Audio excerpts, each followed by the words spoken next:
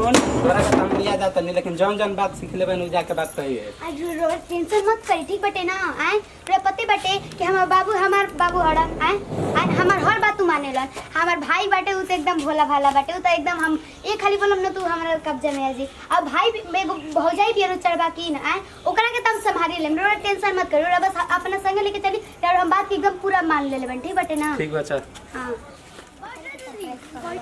बैठ पानी ले रे अपना पाहुन के पानी ले आओ। अच्छा ठीक बटे बाबू यहां तुम बड़ी मारत का बनो जो तो जानते बड़े बाबूजी की ये रानी है ले ले पपड़ी ले ले दुकानिया पर से और सब ठीक बटे ना। हां अब भौजी कैसन बड़े सब लोग ठीक बा खुशी भौजी बा ठीक बड़ा ना। हां चलो ठीक है तू बता ते ठीक बाड़े हम ठीक बानी देखते बड़ा टंटा रवा जी हम ठीक है बनी। हां रवा तो है तड़ी ठीक हम तारे से को बात पूछल चाहत रहनी पूछ तार को गो बेटा बेटी बड़ा सन 3 गो बड़ा सन नु 2 गो एगो बड़का भैया और छोटका बबुआ और एगो हम बनिए 3 गो बनी है ना। हमनी के घर में 3 गो घरो बाटे 3 बीघा खेतो बाटे बाटे ना। तो हम कहतनी कि एगो में तो छोटका बबुआ के मेहरारू रह जी आ छोटका बबुआ एगो में बड़का भैया बड़की भौजी रह जी जा आ जोन एगो घरा बचता तो में तो हम रह ही सकी ना कैसे को हमार नहीं हिस्सा पड़ल। हां ते बाबूजी मतलब ई ठीक रहे ना का सोचते नहीं। हां ठीक रहे ना अब बीघा का सोचते सर बाबूजी। हां ठीक हां ना हां और बताई 3 बीघा खेत बटे हैं 1 बीघा छोटका बबू 1 बीघा बड़का भैया 1 बीघा जोन बचता तो पड़ती त रही ना ओकरा के हम संभाल लेम एमे कोनो दिक्कत बा। अरे बताई ना बाबूजी रो तो सोच कोनो दिक्कत नहीं है कोनो दिक्कत नहीं ना हम तो कहत रहन कि हम बाबूजी हमरा के खूब मानेलन हमरा के हमर बात के हर बात मानेलन। हां काहे ना ठीक बा नु हां ठीक बा ठीक बा ठीक है ना। हां चलिए ठीक है बेटा तब तो हमनी के जाना खातिर आ गए तन काम चलो लो घरे ठीक है चलिए चलो चलो आओ तने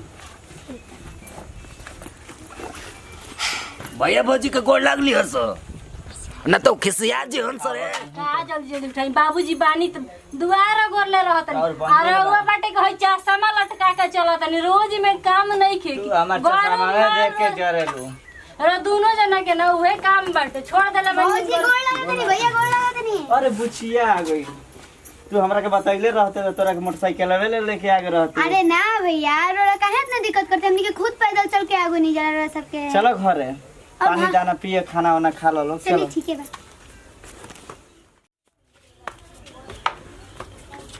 ए खले बल्टी बच्चे ए बुच्चियो का बाबूजी। वेट हां बोल का टेंशन में बड़े का टेंशन में बानी बाबूजी रोड़ा से एगो हौ जोन बतिया कहले रहनी नी पर ध्यान रोड़ा देता नी बना ध्यान ध्यान बाटे नु तो हम रोड़ा पहले कहत रहनी ना अभियो कहि ना रोड़ा कि 3 गो हम 2 गो बेटा एगो बेटी बाड़ी सन लेकिन तब हम कबो ई ना सोची ना कि हमारे एगो बेटी भी हम तो जान ना कि हमारे 3 गो बेटे बाड़ा सन रोड़ा कहि ना हैं तो हम ओही बेटा के हक से रोड़ा से एगो चीज मांगता नहीं का मांग तोड़े मत हने बा हां हमरा हटे ना तरस। हौ जन कहत रहनी ना एगो घरे बा एगो एक बीघा खेता बा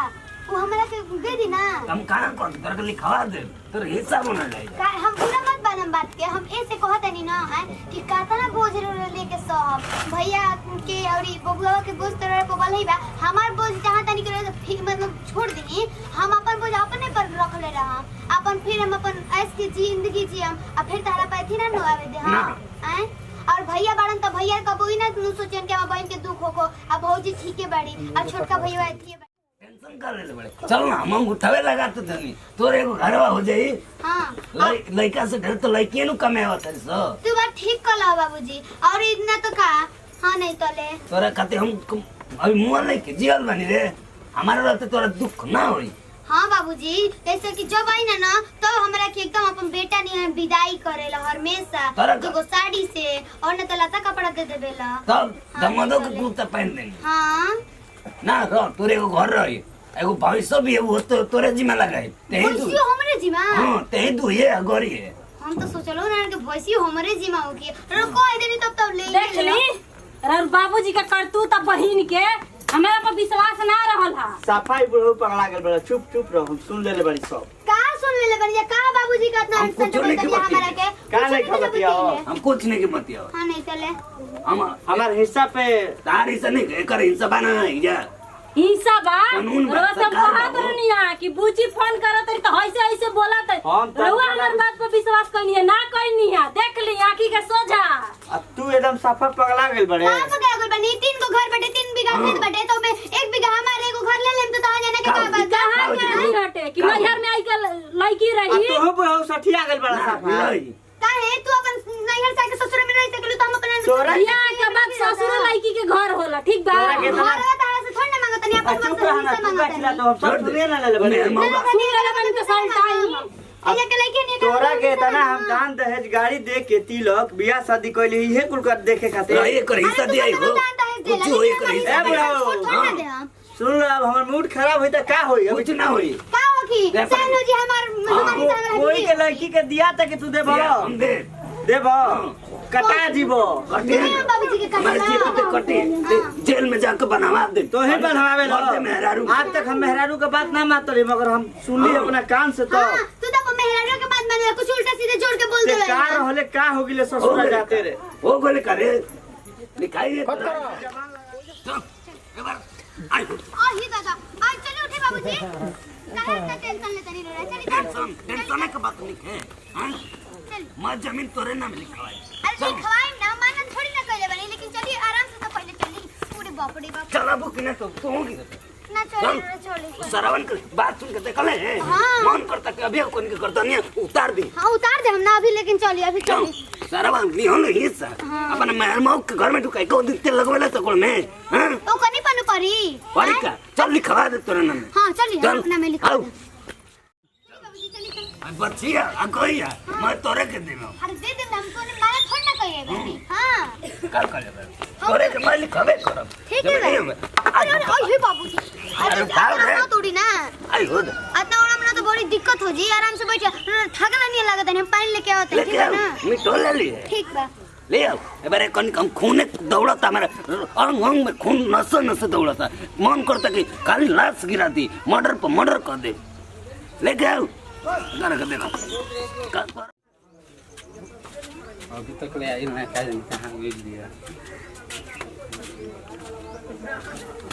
काहे इतना बेचैन बैठी जी रोड़ा कहाँ गुरल कब से हम खोया अरे बाप रे वजह के तो बातें मत रोड़ा से बताए पूछी वो ज्यादा ना हंसी पड़त है हमरा का बताई हम जब बाबूजी से बतावे लगनी नहीं सब बात कि हमरा के मतलब घर चाहिए खेत चाहिए हैं तो भौजी और भैया अलग से सुनत आड़न जा उन का पार एकदम गरम हो गए बैठे और जब गरम हो गए बैठे तो भौजी और भैया कहत जानो कि तोरा के 1 रुपए के हिस्सा ना मिली तो बाबूजी कहत ना कि केहू के मिली चाहे ना मिली हमर बेटी के एकदम मिली और ना तो गैया भैंसिया पड़ो हमारे नामे करे वाला बड़न बाप रे बाप का बात कहता रे तोरा से तो मेरा रुपया काम धान हो गेलो पढ़ो बछवा ले ले उनका से ई तो बात रोड़ा ठीक है कहत रही चल अच्छा चली सुना तोहार का कहना बा हमार का नाम बा कि शादी बियाह हो गई अपन घरे रहत अइह कबो खुशी से लुगा फाटी पैसा कौड़ी दे दे बिनका के तो ई हमार धनवे ले आओ नहीं तो भाई दूध पिए तो पड़िया भैंसे दोनों ले जाए के चक्कर में पड़ी तोहार का नाम का बा हो हमारी का नाम बटे ना 3 बीघा खेत बटे 3 गो घर बटे और 2 गो भाई बड़सन और एगो हम बनी आए तो बाबूजी हमेशा अपन बेटा नियन मान ले बड़न आए हमहू एकदम बेटा का दर्जा देले बनी बाबूजी के आए हर जब काम करते बनी बेटा नियन तो जब हक आवत है तो कहे के लड़की बन जाता नहीं और कहे के ससुराइती बन जाता नहीं कहे के नहीं यार हाउ का तरी के तू चलता हम चल के बड़ो तू ससुरा वाले बड़ू नहीं यार के तार कोनो हक नहीं काहे नहीं के ना हक अबे ना हमर ससुरा वाला आई रहला सन्नू आए तो अपन बेटी के 2 बीघा खेत निकलत हमें को बीघा के लायक नहीं है यार समझाओ तोहार का विचार बा हमारा आई सारा गांजा पियता आई आई आई सारा दूध आई गांजा पियता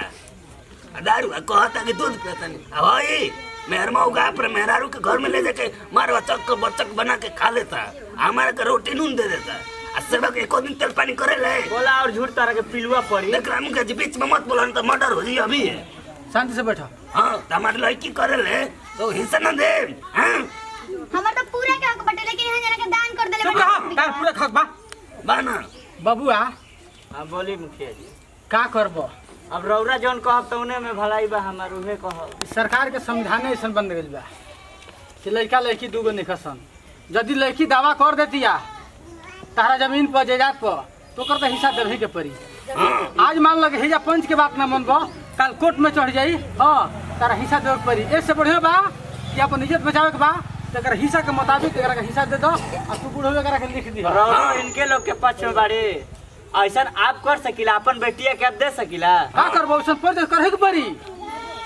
करे के पड़ी आ हाला गुला बंद कर लो ना हाला कैला नु अपा लेला नु चल बेटी चल चल